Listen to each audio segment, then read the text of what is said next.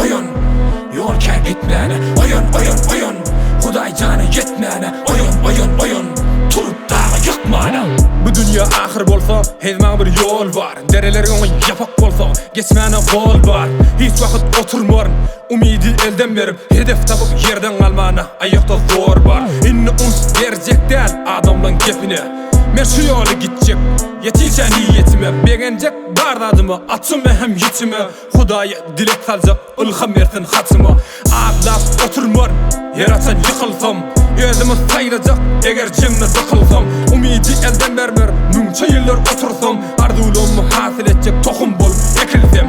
Dünyamız kıyska olsa nem için oturaylı. Tapıp yortup dayağı durup İşimiz bitireyli. Oğul gıyır aktıklarımızı bar ardına getireyli. Ata baban kadırlarını şeydip yada getireyli. Kâda otur vakt koy öd yüreğine asmana.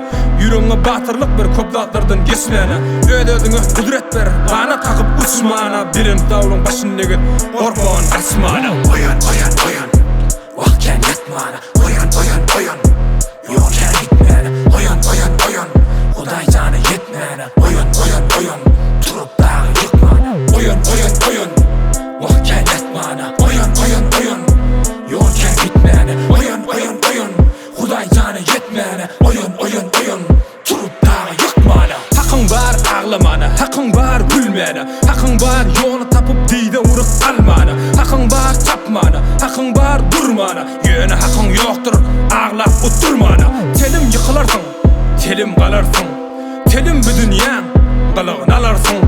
Yanarsın, düşersin, od içine düşersin. Bu yolda yoktur ölüm, düşüp çıkarsın. Men yetim ya yetir, ya da garip deymegin.